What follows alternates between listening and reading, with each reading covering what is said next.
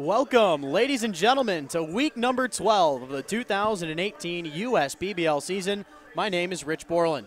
In just a moment, my broadcasting partner for tonight's game, Mr. Brandon Rothenberg, will join me. But first, let's talk about what happened in the league as of late. If you didn't hear, Cody Brown was signed as the 23rd player picked up by a Major League affiliate, as he was the first player chosen by the Seattle Mariners out of the USPBL. He joined Tyler Palm and Logan Gillespie, two other outstanding pitchers that were, of course, Eastside Diamond Hoppers in their time at the USPBL. Coming into this 12th weekend on the season, the standings still remain at a standstill. The Beavers had a weekend to remember as they went from worst to first, winning all three of their games last weekend, outscoring their opponents 17-4. They actually beat every other team in the league as well, so bragging rights is theirs, at least for now. Looking on to tonight's festivities, there will be 5 lucky golden ticket winners, as it's Woolly Wonka night at the ballpark. That's right, Woolly. If you want the chance to win a golden ticket, you must be one of the first 500 people to walk through the gates and receive a chocolate bar that might just have a golden ticket. The 5 winners will compete in a bubblegum chewing contest on the field during the game. The contestant who blows the biggest bubble will win a 65-inch Super 4K HDR Smart LED TV. Now that tongue twister, I don't know much about a television, but it sounds cool. And all 5 people who find a golden ticket will receive 1 game in a manager's suite for the 2018 baseball season. Not only that, but it's our first 2-for-1 deal of the year. All grandstand tickets are 2 for the price of 1, and there will be fan batting practice on the field after the game for everyone, each person getting 5 pitches. And the 2 teams battling tonight are right in the thick of things, as the Mammoths sit just a half game out of first behind the Birmingham Bloomfield Beavers at 15-15, and the Hoppers are right behind them with a 14-14 overall record. On the season, the Mammoths have the small head-to-head advantage, as they have beaten the Hoppers 4 out of 7 times and 4 out of the last 5, while outscoring them 29-24 on the season. Looking onto our pitching matchup, we have Josh Mason and Pete Grasso on the mound in what previews what we believe to be one of the better pitching duels on the season. Mason coming into today's game with a 6-2 record and a 1.89 ERA through 9 starts and 1 relief appearance. He's allowed 13 earned runs on 42 hits in 62 innings pitched. But the big thing, Brandon, just 12 walks to 50 strikeouts. And then on the other end for the Eastside Diamond Hoppers, Pete Grasso, great numbers as well, a 3-1 record with a 1.91 ERA through 4 starts, 8 total appearances. He's allowed 7 earned runs on 25 hits in 33 innings pitched, and another good strikeout-to-walk ratio, nowhere near Mr. Mason's, but Grasso with the 12 walks and 25 strikeouts comparison on the year. Let's talk a little bit about this pitching matchup that we got going on here tonight. Thanks, Rich. It's good to be back here on this beautiful Wednesday evening here at Jimmy John's Field. A little bit steamy, but that's okay. So starting on the mound for the Westside Woolly Mammoths, we have the righty Josh Mason, who features the 4-seam fastball, circle changeup, cutter, and curveball. In his last 4 starts, he has 30 innings pitched. He's allowed 4 earned runs on 15 hits, 4 walks, and a staggering 26 strikeouts. The Temple University alum, and in his 2nd season with the Mammoths. A little bit of background knowledge for you. In high school, he was the 2-time first-team All-State and posted a career batting average over 500 at his high school, Bishop Sullivan. So we heard a little bit about Mason. When we come back from the national anthem, Brandon will dive in a little bit more to Mr. Grasso, who's out there on the mound getting ready for the start of this one. When we come back, we'll have that as well as our first pitch from Jimmy John's Field.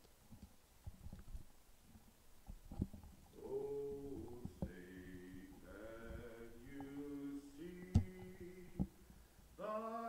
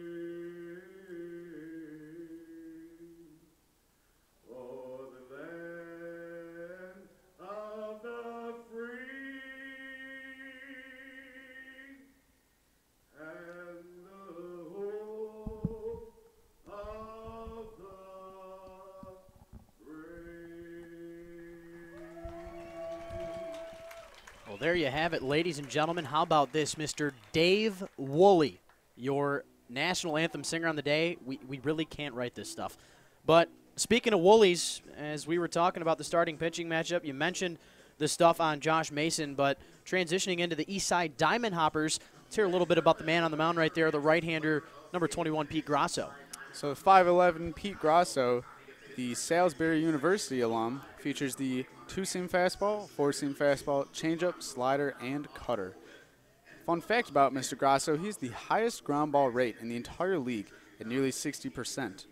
During his senior year at Salisbury University, he went 9-1 with 2 complete games, 91 innings, 89 strikeouts, and averaged 8.77 strikeouts per game. In 2017, he was the Rawlings first-team All-American, as well as the Rawlings South All-Region Position Player of the Year. So Pete Grasso, guy who can get you a innings eater on the mound and features a couple different pitches, got rather the deep arsenal, but it's looking to be quite the pitching matchup here tonight, Rich. Yeah, we're excited to see how this one unfolds. And quickly, the starting lineup for the Westside Woolly Mammoths going against Grasso. It'll be Jackson Smith, the catcher, leading off. Batting second, the center fielder, number 12, Ethan Whisker. Batting third, the first baseman, number 22, Brandon Cuddy. In the DH spot tonight, batting cleanup, number 10, Tyler Pagano. Batting fifth, the third baseman, number 4, Andrew Dundon. Batting sixth, the second baseman, number 2, out of Troy, Alabama, Jalen Lawson. Getting the start in left field tonight, number 6, Justin Irby.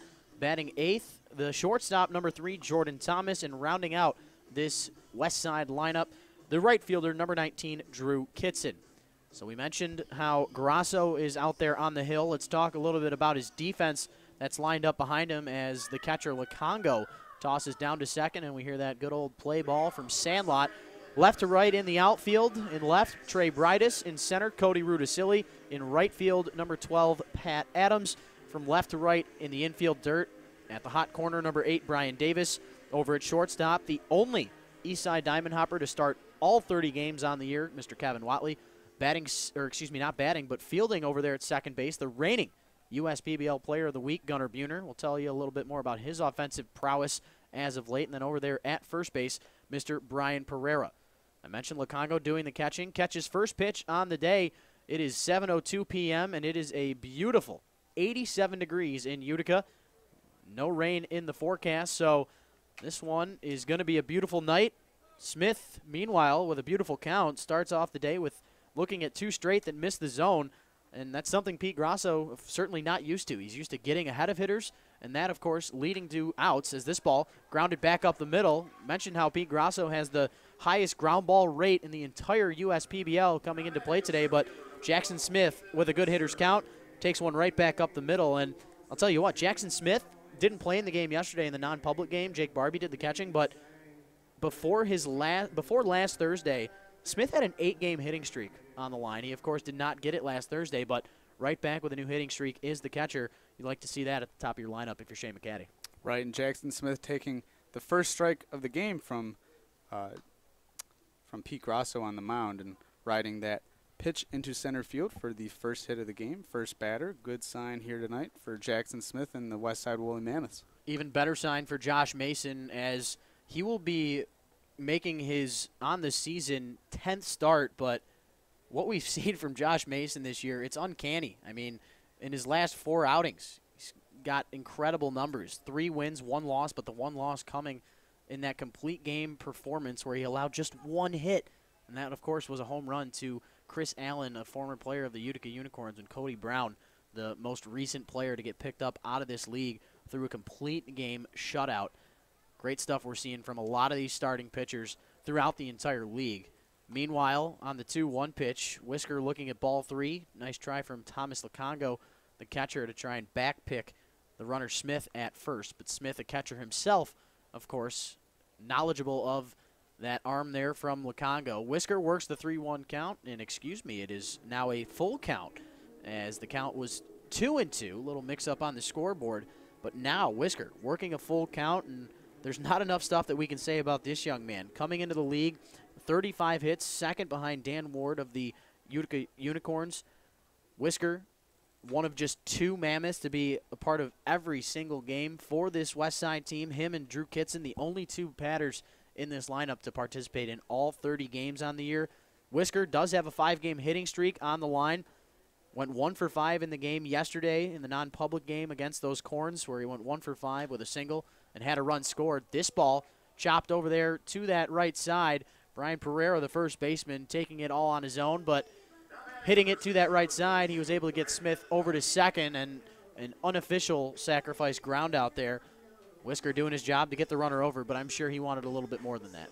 Right, and these Westside Woolly Mammoths starting to look a little bit aggressive, only to their first 2 batters in the lineup. We saw Jackson Smith trying Pete Grasso on the mound, being a little bit aggressive on the base pass and forcing the catcher Tommy Lacongo to throw back to first. Now, Rich, I'd like to get your approval on this. Okay. We forgot to do it pregame. Pick the stick, and granted. Oh, hold on. Might have an opportunity here. Cuddy with a line drive down that left field line. Smith non-stopping, getting in to score with ease. And the 5th best batting average in the league, Brandon Cuddy, showing off his skills in the top of the first and drives in the first run of the game as he and Smith switch spots.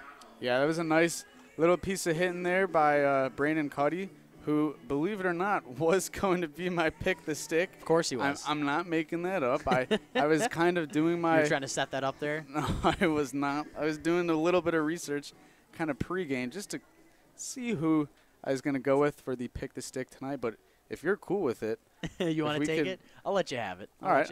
I will take him. I was going to say take somebody batting after the 3rd spot in the lineup for both the Mammoths and Diamond Hoppers, considering we've made it through only the first 3 batters here. But right. I'll let you take it, and I'll make it a fun battle. I'll go with Gunnar Buhner, the former USPBL Player of the Week. This ball, meanwhile, grounded back up the middle. The shortstop, Watley, throws the ball over to first, and he gets a help me scoop there from the first baseman, Brian Pereira, showing off the leather. Not an easy play. Had a long stretch. Also had to keep the ball from getting past him.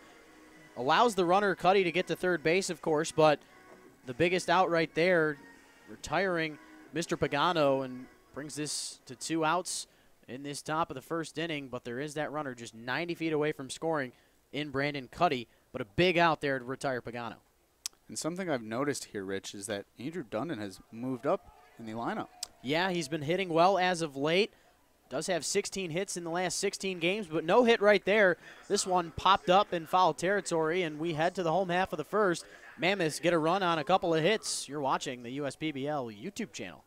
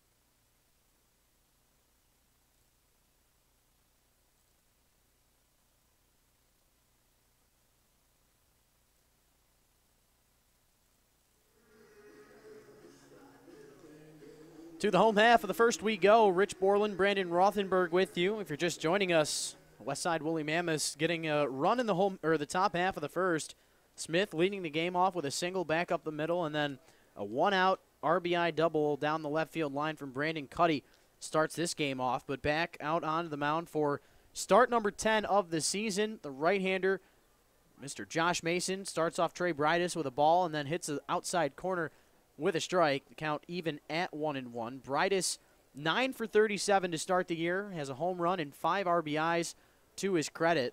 Swings and misses at the 1-1 pitch with the high elevated fastball there from Mason. And Josh Mason has been one of the most stellar pitchers in all of the United Shore Professional Baseball League.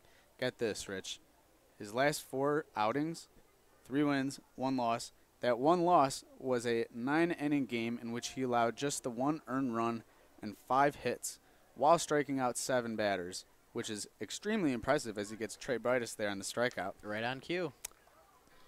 In his last 4 starts, 30 innings pitched, 4 earned runs allowed, 15 hits, 4 walks, and 26 strikeouts. So, obviously, that's Mr. in his last Josh 4 Mason, starts. His last 4 starts. So that's uncanny. no matter the weather, 95 and steamy, or out here rainy, cool, typical day in Michigan, Josh Mason can do it all, no matter the environment. Starting off, my pick, the stick contestant, Gunnar Buhner, off with a called strike in that lower outside quadrant of the strike zone. Gunnar Buhner, the previous USPBL Player of the Week, he has a 5-game hitting streak riding currently coming into this game. Not only that, best batting average on this Eastside Diamond Hopper team, but it sits at just 263. So it kind of goes to show you, we talked a little bit about it last weekend, how it's really been the pitching and the defense that's been able to carry these Diamond Hoppers so far this year, contrary to the Mammoths, who do have their ace in Mason, but they've been doing well at the plate as Buhner rolls one to the left side. Thomas over to the first baseman Smith makes the catch, and out is recorded. Brandon Cuddy over there at first base, but Buhner is retired via the 6-3 putout, and this is exactly the type of start that you want for Mason. You get a strikeout and a ground out in the 2 batters that you face to start. Don't allow anybody to get on base for the Bryans that are coming up in that nasty 3-4 combination. These 2 Bryans have been playing tremendous in their first couple of weeks with these Eastside Diamond Hoppers. Just to give you a little thought on this, Pereira 9 for 22 to start the year, but Brandon, not sure if you knew this, every single one of his hits, and here's another one, singles. 10 hits on the season for Mr. Pereira. All of them have been singles, and he just continues. 5-game hitting streak, count it now 6 for that young man. I mean, look, Rich, there's nothing wrong with having your 10 hits on the season being only singles, and that's what a lot of coaches really look for, guys that can hit for contact and guys that can get on base, maybe have a little bit of speed and be aggressive on the base pass. But, hey, you got a runner at third and you're up to bat, and if your guy only hits singles every time, that's a guaranteed RBI if he's got a runner in scoring position when he's up to bat. So now Brian Davis coming up to the plate. Another hot start for Brian on these Eastside Diamond Hoppers as he looks at ball 1 that misses inside. Davis batting .350 in his first 20 at-bats, 7 hits and 20 at-bats on the season, 1 home run, 3 doubles, 5 RBIs, 5 runs scored, and he has a hit in 4 of his 5 games. Goes after the 1-0 pitch with a big cut. Can't make contact on it. You see that giant swing there from the left-hander trying to take this one for a ride with 2 outs. Infield, outfield, for the most part, at normal depth. It's Irby, Whisker, and Kitson out in that outfield area. As this one's taken for a ride. Can he do it again? That is gone. The 2nd home run of the season. Brian Davis starting to become a well-known name here in the USPBL. 2-1 lead for the Hoppers. And that was a shot there by Brian Davis. You knew right off the bat that it was climbing over that right foot fence. And, man, did he really get a hold of that fastball. Right down the middle, 1-1 count. Brian Davis giving these Hoppers a 2-1 lead here in the first. Davis, a phenomenal player, coming to us from Florida A&M University.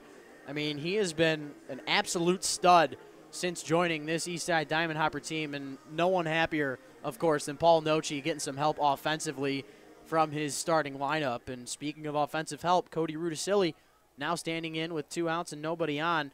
He's got a 4-game hitting streak coming into this game as this one's hit high in foul territory, popped up into the mitt of Cuddy on the first pitch, and we end the home half of the first as we did the top of it with a pop out to the first baseman on 1 pitch, but a little differencing of runs Mammoths get 1 run on 2 hits, while the Hoppers get 2 runs on the 2 hits. The 2-run homer from Brian Davis gives them the 2-1 lead. We head to the second. You're watching the USPBL YouTube channel.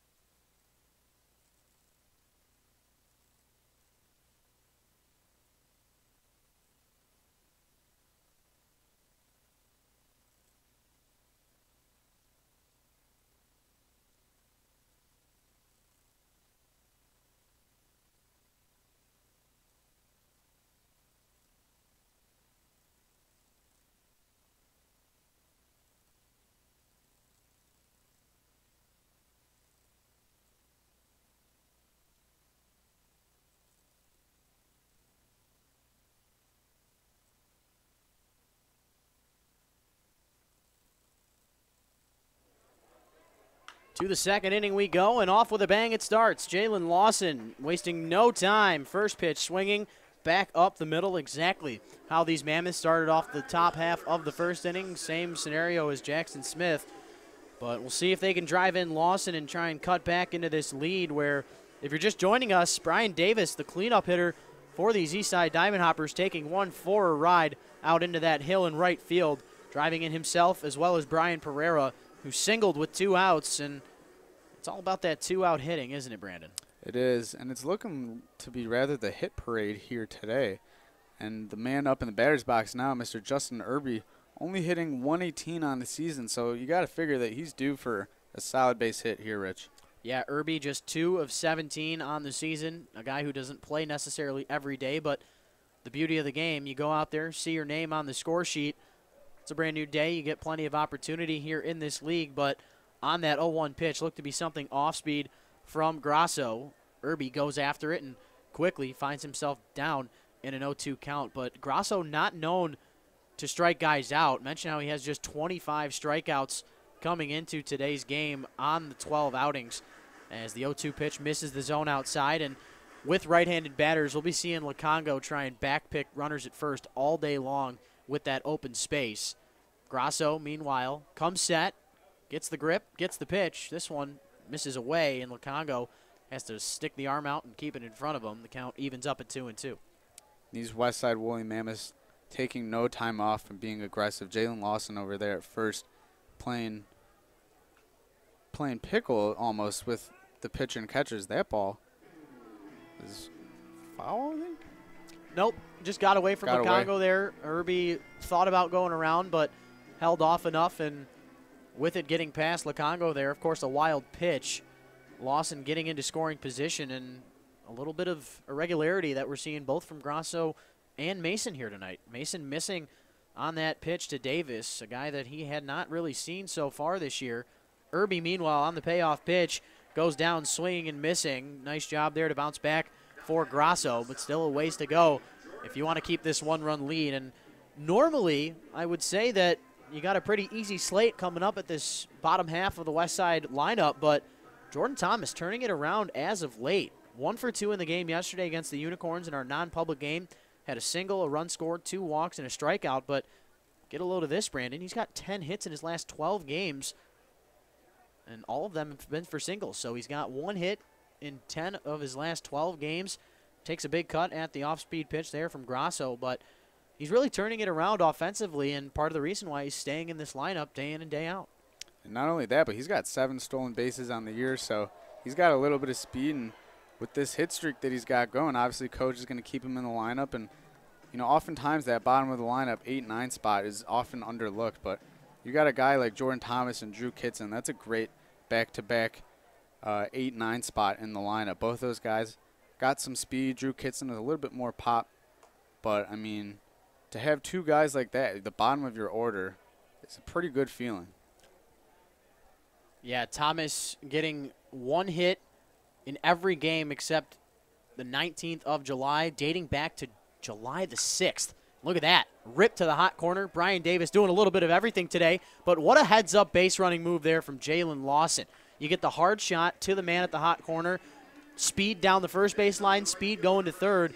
Davis really only having 1 play to make, makes the smart decision, retires Jordan Thomas at first via the 5-3 putout, but nice heads-up base running there from Lawson to move 90 feet closer to scoring on that ground out. You don't see that necessarily every day, where a ground ball hit to the left side, a runner on second, and he moves up on the ground out. Great base running right there from the Troy, Alabama native. And sometimes when that does happen, that's just a mental error on the base runner, and he kind of doesn't realize, or just happens to be too quick and tries to get to third. Unfortunately, he's usually called out, but yeah, nice job there. Also a good job there by Brian Davis to kind of block that ball over to third. I mean, that was a rope hit to him, and if that ball gets past him, that one could unfortunately tie this game, but obviously a good job of staying with it and getting the sure out over at first. And then with Lawson as well, it's really all about timing. It's not as if he, you could have tried to break for it on the point of contact, but he was patient. He had a good secondary lead, and he noticed the second that Davis was about to release that ball over to first, he did not hesitate for a second, and he got into third. But it won't matter if Kitson can't get the job done. The 0-2 pitch missing low in the dirt. Looked to be that slider from the right-hander Grasso. He's got Kitson down in this count 1-2. Kitson, I mentioned, just one of 2 players on this Westside team to have all 30 games a participant in. Kitson with the most walks in the entire league, as he's got 24 of them coming into play today. That is exactly what you want at the bottom of this lineup, a guy who can get on base, a guy who's got speed once he gets out there on base, but he also has that occasional power with those 3 home runs on the season, tied for 3rd place. Yeah, Drew Kitson really that guy that you want to be locked in at that 9th hole position. He was a guy who was kind of switched around in the batting order to start the year. Wasn't exactly sure where his comfort zone was. That ball's chopped out into foul territory. But it seems like the ninth hole for him has been his go-to spot. Yeah, you had Feasel down there for a little bit on this season. He, of course, getting let go recently by the Westside Woolly Mammoths. Hopefully, maybe see him in another independent league. But for Kitson, he was kind of moved around throughout the entire season in this lineup. He had a little bit of time at the first spot in the order, a little bit at the 3rd spot, 4th spot. He kind of just made his way down and eventually found that home there at the 9 hole as he fouls off the 2-2 pitch into the protective netting. And that's another thing. He's got a great eye up there at the plate with the most walks in the league. And not only that, but he can fight off and create long battles, which, of course, makes the pitcher more tired. And it's a snowball effect that leads into the rest of the game. Yeah, that's one thing, too, is especially when you're facing a guy like Pete Grasso, try to really run up his pitch count early in the game. And Drew Kitson doing just that here as he works the count full and fouling off a number of pitches. But the thing here for both these guys tonight is the way they're going to have success is mixing up their pitches. And it doesn't seem that that's been apparently evident here tonight. Guys kind of missing outside, not really hitting their spots. And granted, it is still early in the game and there's some time to go, but 2-1 game here in the second with 2 guys that have been nearly lights out all season long. Another foul ball off the bat at Kitson, and this is a battle where, it's thankful for the Hoppers that there's 2 outs, because Kitson is a dead center fly ball type hitter where he doesn't hit a lot of ground balls. And Grasso, like we mentioned earlier in the broadcast, getting an above 60% ground ball rate, it's like water against oil. It just doesn't really happen. And there goes the ground ball in on the hands of Kitson. But with that speed, he's going to get over to the first base bag, and the Mammoths are going to tie the game because of it. So you see Grasso getting that pitch in on the hands. He just couldn't get the result he wanted, as it was hit so soft that his infielder couldn't get it to him in time. And he got that ground ball that he's so famously known for, 60% of them on the season, but bit of a jam job, and Drew Kitson with that speed, able to run it out, and Brian Davis making the game of baseball look easy here tonight with that 2-run shot and that nice play over at third a couple of batters ago, but unfortunately not quick enough to get over to that ball in time and throw out the speedy Kitson over at first. But nice job there, and this game is tied. And the big thing for Grasso, remember how he allowed Lawson to get to second? Wild pitch. Yeah.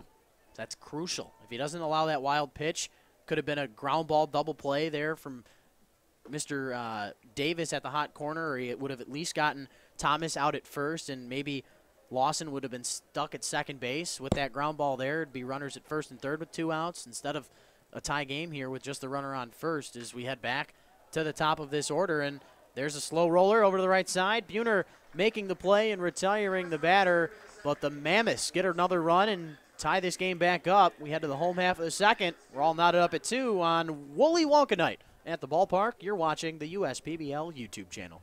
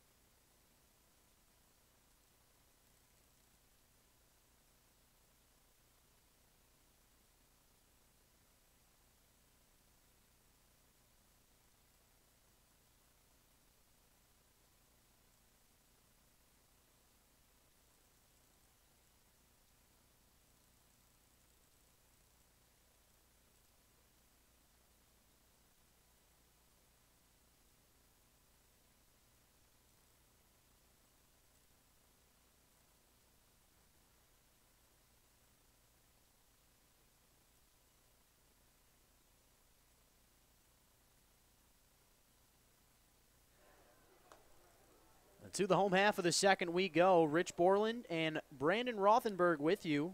The Eastside Diamond Hoppers with a 2-run home run off the bat of Brian Davis in the home half of the first, giving them the 2-1 lead. But in the top half of the second, a single from Jalen Lawson, single from Drew Kitson, driving in another run.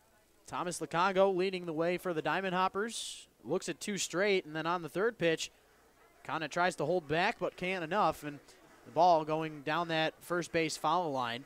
Lukongo, no hits in his last 7 games, and he had a 4-game hitting streak before his last 7 games, but struggling a little bit as of late.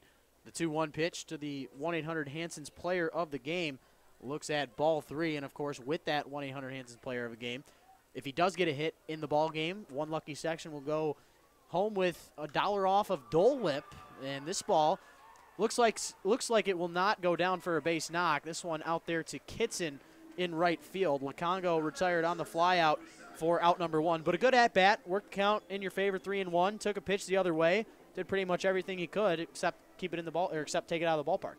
Yeah, and Lukongo was just a little bit late on that 3-1 pitch. He should have assumed that he was probably getting a fastball there. And Josh Mason obviously not throwing something off speed, possibly missing away and allowing the leadoff guy to reach via the base on balls, but still not a bad at-bat there. And the thing is, Rich, one hit can totally change that unfortunate rut that Tommy Lukongo is going through right now. That's all he needs. Could happen this game, who knows, but typically that's just the way it goes. Get hot, get cold, get hot back again. Is the way the cookie crumbles, my friend. Watley, meanwhile, down in the count 0-2, looks at a fastball that misses high and away. Watley, with a 3-game hitting streak of his own, he's 4 for his last 9, does have a double in his home run in that stretch. 15 walks, which is best in on the team, 5th in the league here at the USPBL, but is the only hopper, mentioned it earlier on in the broadcast, the only diamond hopper to play in all 28 of their games.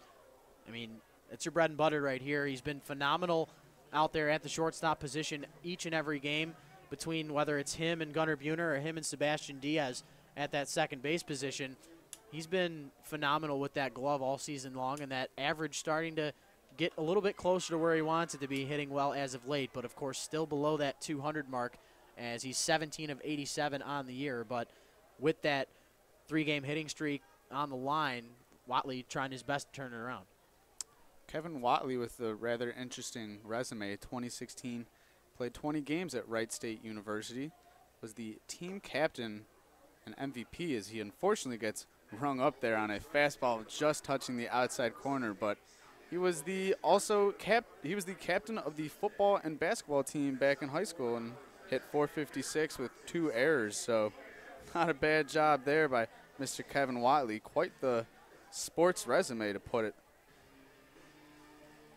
So Watley goes down 0 for 1 to start the day with that strikeout, and that was exactly what Mason loves to do. He paints that outer third against the righties, and he absolutely froze Watley there on that pitch. And there he goes back to that outer third as Sebastian Diaz now stands in, takes a big cut, can't get anything out of it. Diaz with just 2 hits in his last 2 games since returning from that elbow issue. Was out from July the 6th to July the 15th, where he's got a little issue inside that elbow as he resumed throwing practices last Monday, but still not yet to come back in this game. But Hoppers are thankful that Gunnar Buhner's been able to step up and help out his teammate as he ends up going down via the swing and the miss on 3 straight pitches. Back-to-back Ks for Mason to end the second. We're through 2. You're watching the USPBL YouTube channel.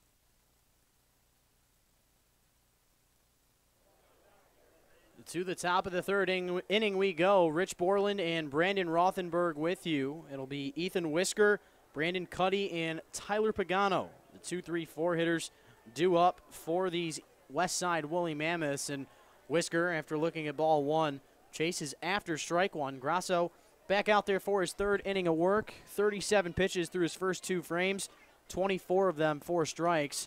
As this ball fought off, looks like it will end up in the stands, as that one turns into a souvenir. A couple of fans getting a round of applause over there, but Whisker down in the count quickly, 1-2.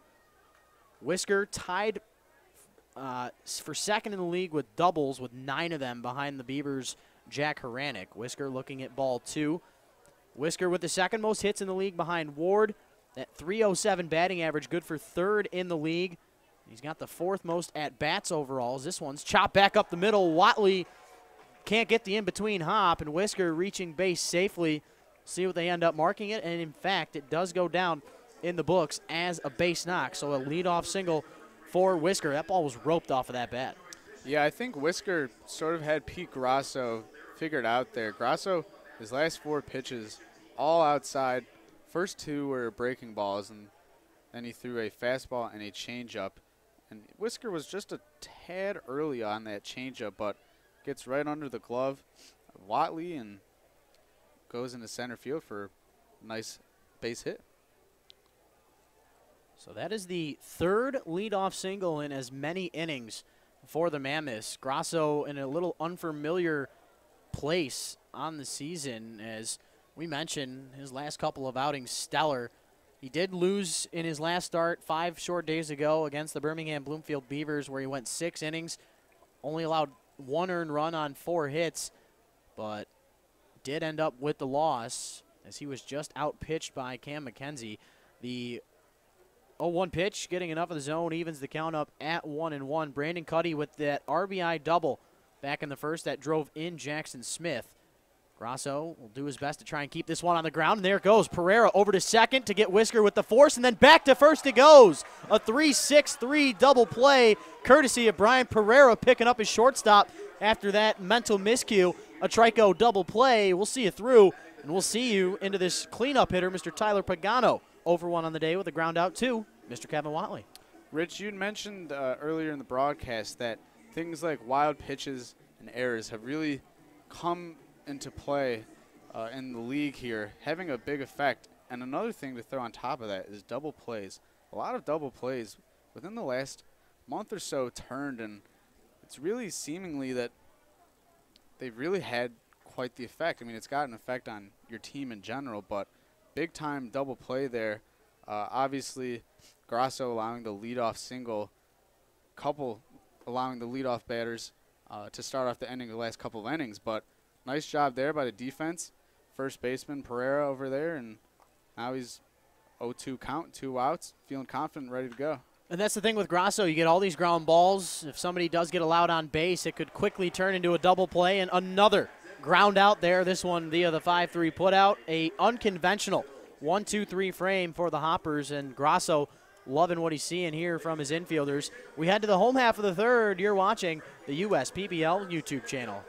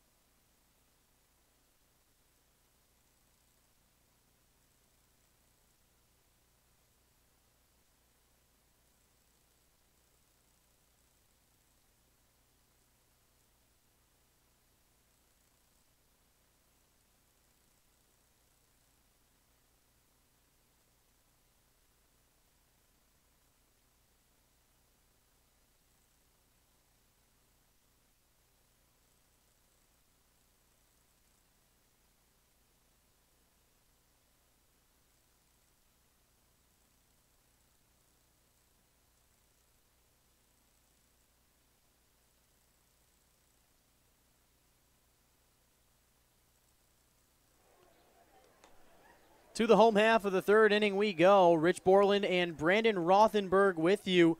We have Patrick Adams, Trey Bridus, and Gunnar Buhner, the 9-1-2 hitters, due up to start this home half of the third inning. Pat Adams, the last batter to reach that batter's box this evening.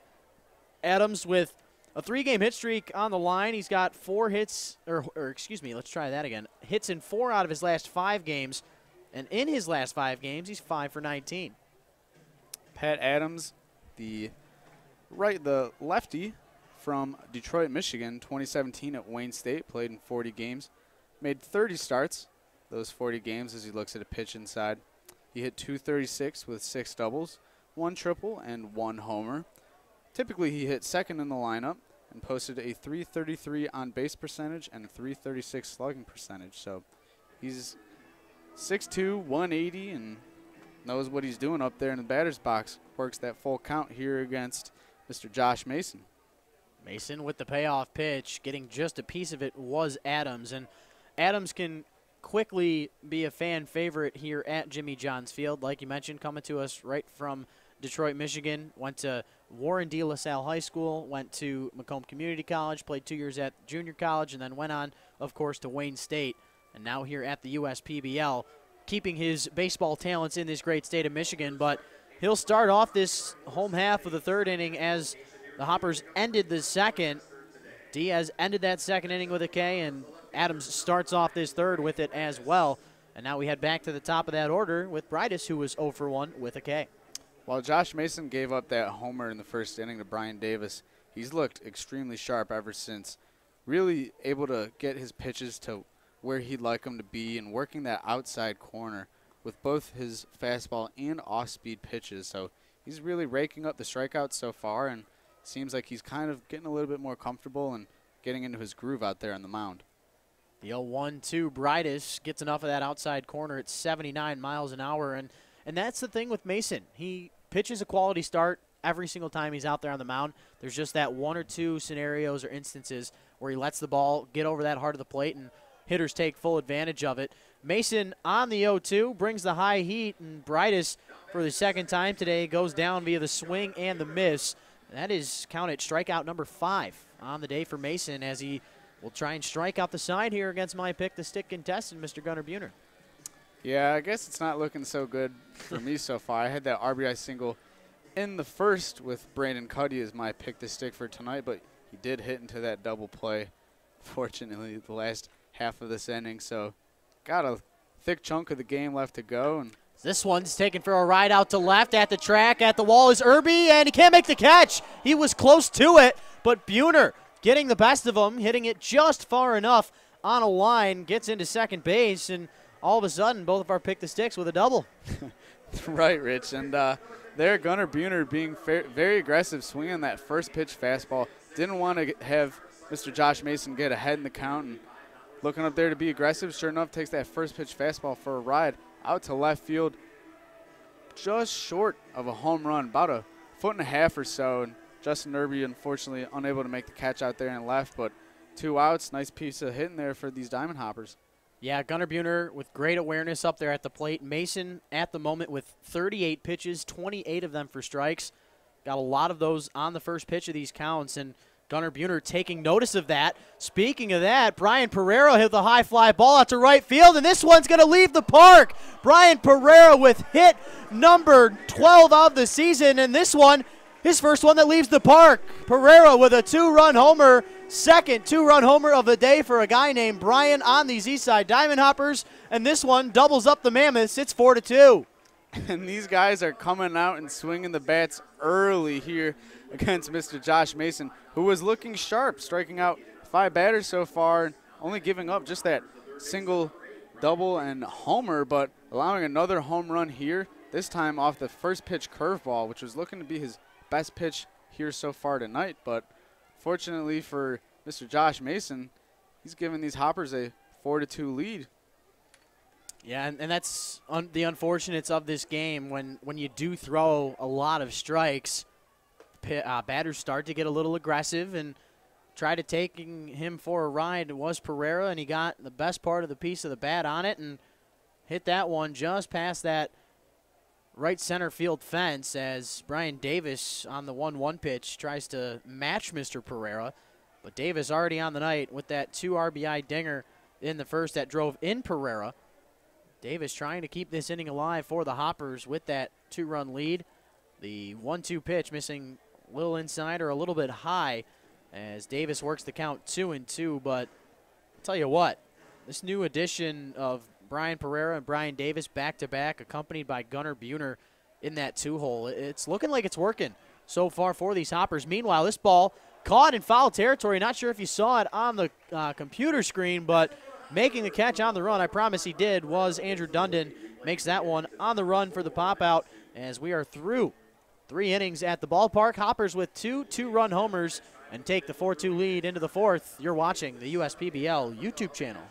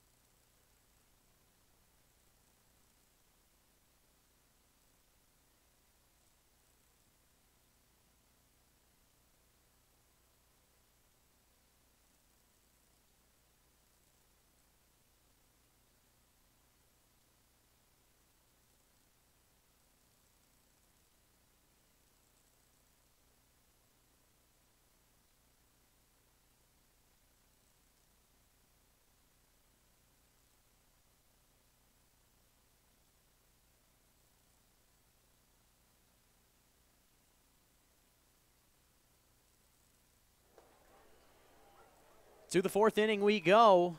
Westside Woolly Mammoths trailing the Eastside Diamond Hoppers by 2 runs. Mammoths getting the lead to start in the 1st inning when Brandon Cuddy hit an RBI double that drove in Jackson Smith, and then the 2-run homer for Brian Davis in the home half of the 1st put the Hoppers out in front 2-1. Then a single from Jalen Lawson and a single from Drew Kitson tied this game back up, but then another 2-run homer for the Hoppers put them right back on top. Brian Pereira, with his first hit of the year that wasn't a single, was 9 for 22 coming into play today, but already a single and a homer on the day thus far. Pereira looking very sharp in this one. Andrew Dundon, meanwhile, who made that 3rd and final out of that 3rd frame, fouls off the 2-1 pitch out of play and quickly evening this count up at 2-2. Dundon had a 3-run homer yesterday in the game against the Utica Unicorns in that non-public game, but he also struck out once, ended up popping out to the first baseman Pereira that ended the 1st frame. And if you're Grasso, you want to do your best to try and retire this leadoff hitter as the first 3 innings, starting off offensively for the Mammoths with singles from Smith in the 1st, Lawson in the 2nd, and then Whisker in that 3rd inning. Let's see if Mr. Grasso can change the pace up a little bit. And this one out in the left center gap, and it will get down. So the 4th consecutive leadoff single for the Mammoths. Not sure what's going on out there for Mr. Grasso, but a little less ground ball action compared to something we're used to. Seeing a lot of line drives here as some of these Mammoths are getting a little bit under the ball, which is working for them. Yeah, and Andrew Dundon with a great at-bat there, and unfortunately for Pete Grasso, that is not what he wanted. Giving up the 4th consecutive leadoff batter to reach base here in the game, and with your team just putting you in the lead with a 2-run homer off a guy who's looking to be fairly lights out, making only a couple mistakes. And Josh Mason, you had to do your job too and come out and throw strikes, get a quick batter out. That first out of the inning is just crucial, especially with the way it's been going so far, allowing every leadoff batter to reach base. As we see Tommy Lukongo being very active behind the plate, throwing over to first again for the second consecutive inning here. But yeah, Pete Grasso hopefully can get one of those ground balls turned a couple of innings ago and keep throwing strikes as he's facing a dangerous hitter, and Jaden Lawson looking to do his job and reach base. Yeah, Lawson tied for that league lead with 5 home runs coming into play today. Ready for that 1-2 pitch, getting just past the outstretched glove of Kevin Watley, and back-to-back singles for the Mammoths. Put runners on first and second with Justin Irby coming up to the plate. And here's a unique situation, Brandon, something we do not see in the USPBL that you're normally used to seeing at any other level of baseball, and that's sacrifice bunting. Justin Irby up there at the plate, a guy who doesn't play every day, already 0 for 1 in the contest with a strikeout and just those 2 hits in his first 17 games, or excuse me, 17 at-bats on the season. This would be a prime position as your team is trailing by 2 runs, but it looks like Shane McAddy's going to give him the green light as he looks at strike 1. Right, I was thinking the same thing. This would be a great time to lay down a sacrifice bunt, put runners at first and third with 1 out off a guy in Pete Grasso who's struggling a little bit himself. But, I mean, Justin Irby, a couple of swings and misses already in this game, struck out swinging, and he's already down 0-2. So, unfortunately, that sacrifice bunt is put away, and he's got to make contact and put this ball in play. He cannot go down swinging here for the Mammoths. Grasso trying to force him to do that. He won't get him to K on that pitch.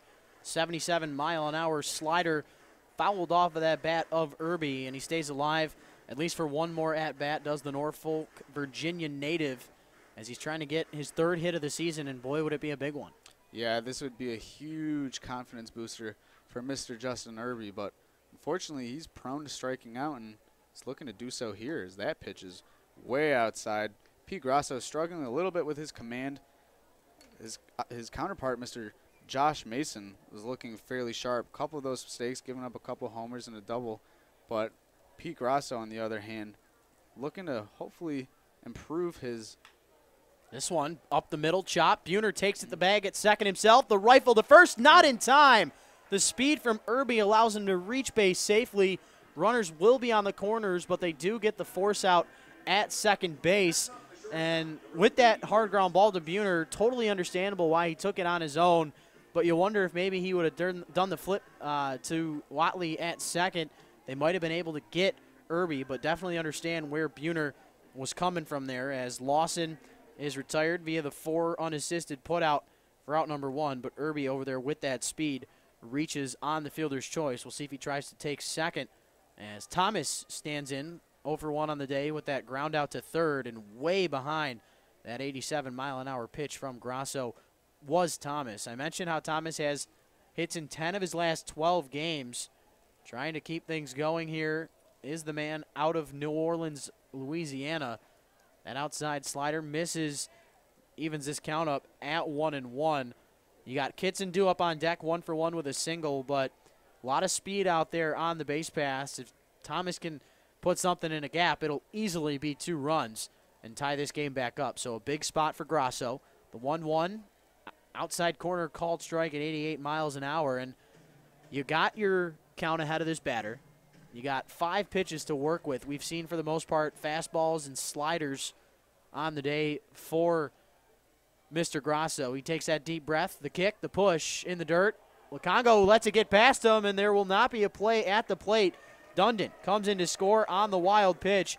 Second wild pitch that has costed Mr. Grasso a base out there, as Lawson took a base back in the 2nd inning and eventually came around to score. And then Dundon coming in on that pitch.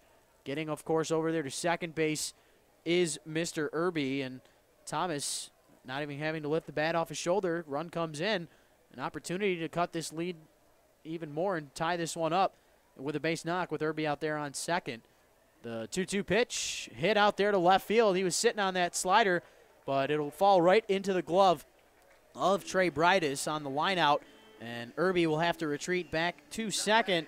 Out number 2 recorded, but Drew Kitson coming up to the plate. An opportunity to tie this game up as he's already 1 for 1 on the night with a single.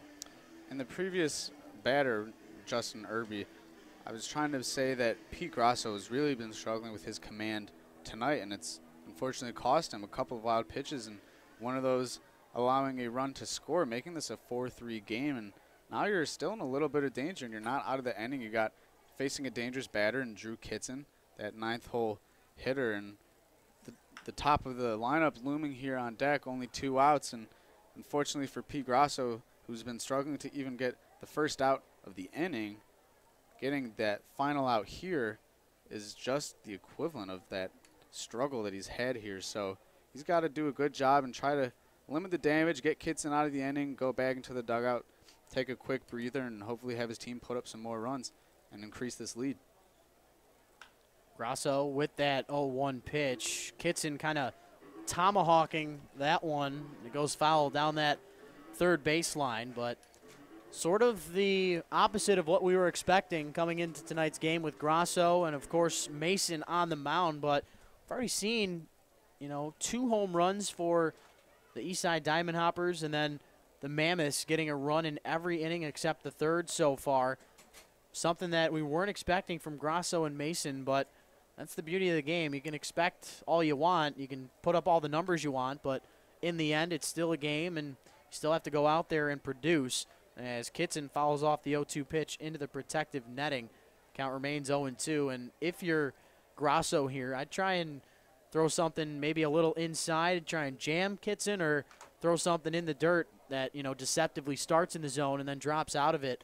But you definitely don't want to give Kitson anything he can handle because he does have those 3 home runs on the season. This one, high heat at 88. Grosso gets strikeout number 2 on the day for out number 3. And we head to the home half of the 4th. Mammoths cut back 1 run and trailed by a score of 4-3. You were watching the USPBL YouTube channel.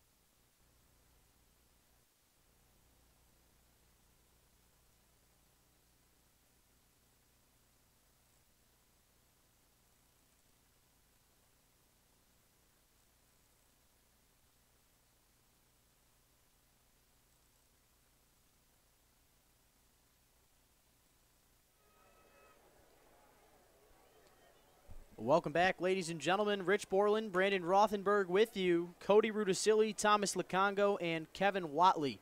The 5, 6, 7 hitters due up for the Hoppers to start this home half of the 4th. Hoppers out in front by a run. It's 4-3. And if you're just joining us, Mammoths with a run in the 1st, 2nd, and 4th innings. And then two-run home runs from Brian Pereira and Brian Davis put the Eastside Diamond Hoppers ahead in this one. And that's something that we haven't really seen so far this season for the Eastside Diamond Hoppers. You had former Eastside Diamond Hopper Chris Mangus start the season off with 3 home runs in his first 3 at-bats, but he was quickly taken out of the league after he had not had another hit after those 3 home runs in those 3 games. But as far as home runs are concerned, Cody Rudisilli leading this team with 3. Sebastian Diaz also with 3 home runs on the year. But other than that, Kevin Watley with 3. As we go down the list, outside of Watley and Rudisilli and Diaz, the closest guys with home runs are Davis and, of course, Pereira with 1. So power starting to exemplify for these Eastside Diamond Hoppers as the Bryans join in.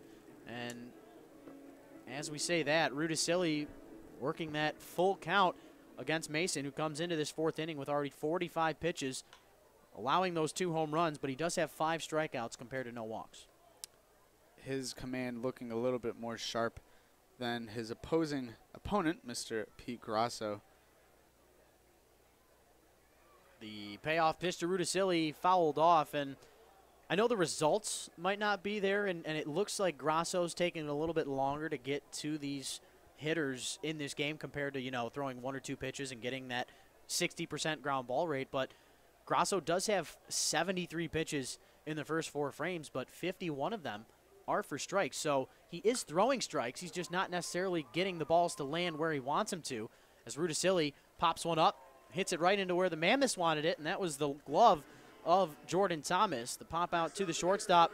Not an easy play as he ranges back to make the catch for out number 1. And now coming up to the plate, our 1-800-Hanson's player of the game, Tommy Lukongo. Over 1 on the day with a fly out to right. The thing about Pete Grasso here tonight, too, is that he has gotten the ground ball. I mean, he has given up a couple of hits that have been sharp, but we had mentioned earlier that he leads the league with nearly 60% of his outs coming via the ground out as this ball is popped up. In shallow foul territory. Oh, did he catch it? Are you kidding me? Did it end up getting caught or did it hit the ground? Looks like it does, in fact, hit the ground. I thought we were about to see a pop-out 2-3. It looked like it ricocheted off of the glove of Jackson Smith, and then Cuddy, the first baseman, looked as if he might have ended up with it, but in the end, it does drop into foul territory. Bad communication there from Cuddy and Smith. Somebody's got to take charge there. No matter who it is, it has to be somebody. Right. I mean, up here in the batter's box, I didn't hear anybody say, mine, or I got it, and that's a key thing that you have to have defensively and amongst teammates. You got to know who's calling the ball and who's where. You never know if someone's behind you and whatnot because you're so focused as a player trying to catch that pop-up. But, yeah, almost quite the crazy play there, Rich. As this one, Lukongo down in the count quickly, 0-2 he goes. Mason back to work, the 1-2 to the catcher, fought off over to the right side of the infield. Lawson with the easy play against the non-so-speedster in Lukongo. Lukongo retired for the 2nd time tonight, this one via the 4-3 putout. And JJ out there doing his duties, picking up the loose baseball bat and ends up finding something, but he can't seem to find out where he's going back to as he gets chased off by our handler, Mr. Jake. Jake's been having quite a dog-eat-dog summer, having a blast with Mr. JJ, the field general. They are 2 peas in a pod as Kevin Watley stands in, trying to keep this inning alive for the Diamond Hoppers. On the other end of it, Mason looking for his second 1-2-3 frame of the day, and he starts off Watley with a nice deuce in there for called strike 1. You mentioned Jake and JJ having fun out there in the diamond. Correct me if I'm wrong, Rich, but I think JJ is one of 3 dogs in all professional baseball minor league leagues. Yeah, I believe it's the Trenton Thunder, and then there's another team, I believe the Grasshoppers, who are a AA affiliate for the Marlins. Those 2 teams with some bat dogs, but no bat dog base runners on this one. Watley swings and misses on the drop third strike. Smith to Cuddy for the finale, and with that miscue in the foul territory, doesn't hurt Mason. We're through 4 innings. He gets his second 1-2-3 frame, and we head to the 5th. You're watching the USPBL YouTube channel.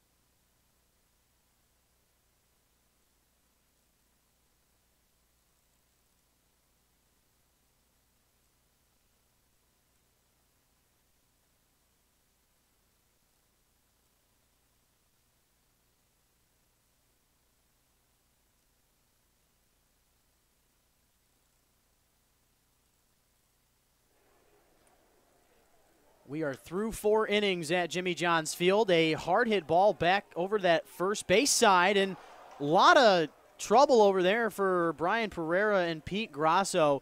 The speedster Jackson Smith, the leadoff hitter for these Westside Woolly Mammoths, reaching on what I believe will be an error on one of the two guys. I mean, Pereira did eventually get the ball and underhanded it to Grasso at first for what I believe would have been in time for the out. It just looked like Grasso could not hold on to it. Now, the error in question, of course, is because Pereira bobbled it to start. Does he get credit to the error, or does it go to Grasso, who looked like he had a good route, a good stance on the first base bag? He just couldn't squeeze the ball. So either way, Smith reaching on the error to start this top of the 5th inning. The question is to who, as we pull up the score here, and they call it the error on the pitcher, so Grasso does get the error as this one's hit down that left field line.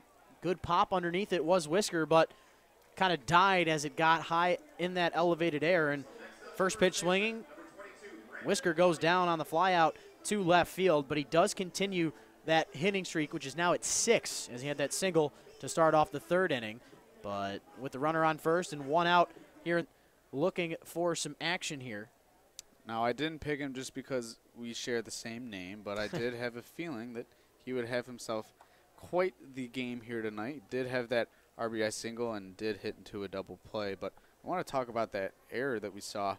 I do agree that that should be called on Pete Grasso because, like you mentioned, Rich, he was over there at first covering the bag. No problem. Problem here, though, looked as if our first base umpire had called a balk on Grasso, but the home plate umpire, Sal Giacomontonio, said that he had called time before the fact. So Grasso continuing to work here. The 1-0 to Cuddy in the dirt. Good stop from Lukongo, and a better job from Cuddy to not only lay off of that pitch, but he stuck his right hand out and told his base runner to not go anywhere, as it was right near the wickets of Mr. Lukongo. Grasso battling back in this count. Can't find the zone, though, and your boy Cuddy working that 3-0 count. The question is, will he get a green light opportunity here with the runner on first base? He'll be looking for something to hit here, that's for sure. And he won't find it. He ends up holding off on the 3-0. Fastball getting called a strike on that outside part of the plate.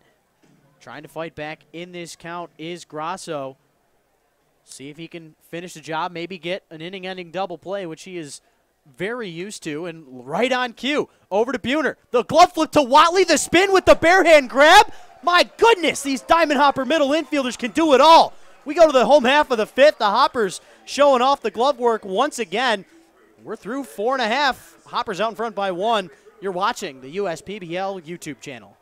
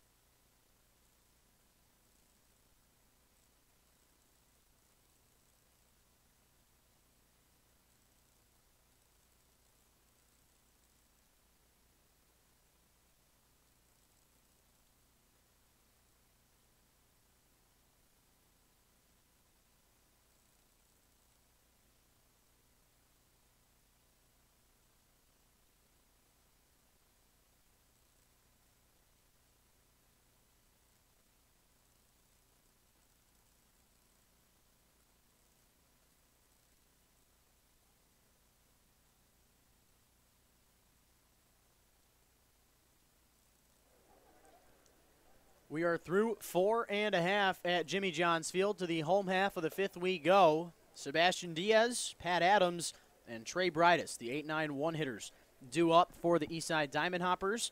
Diaz on the night 0 for 1 with a swing and miss strikeout on 3 straight pitches. Josh Mason working back into this fifth inning with 73 pitches through 4 frames, 51 of those 73 for strikes, and he's got 6 strikeouts compared to no walks.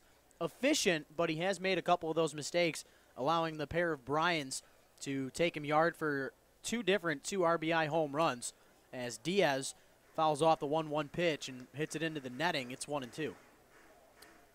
So while my pick the stick, Mr. Brandon Cuddy did hit into his second double play of the game here tonight, I wanted to talk about quickly that error that was made by Pete Grasso on the runner Jackson Smith.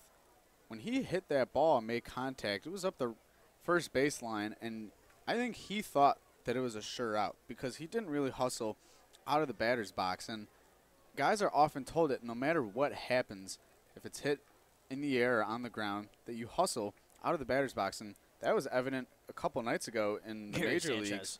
Yeah, Gary Sanchez, who has been rather critiqued for his defense and overall just playing abilities so far this season. He, with the game on the line, bases loaded, I think the Yankees were down by 1, hit into a double play as that ball's lined right at Mason, makes a nice play throwing Sebastian Diaz out over at first. But Gary Sanchez proving evident that it pays to hustle down the line. He, out of the box, was barely moving, and unfortunately for the Yankees, he hit into a easy double play just because he wasn't running down the line. And that's the thing. Guys do it often sometimes. They get lazy, but for Jackson Smith, it ended up paying off for him, not hustling, and fortunately for him, he reached base.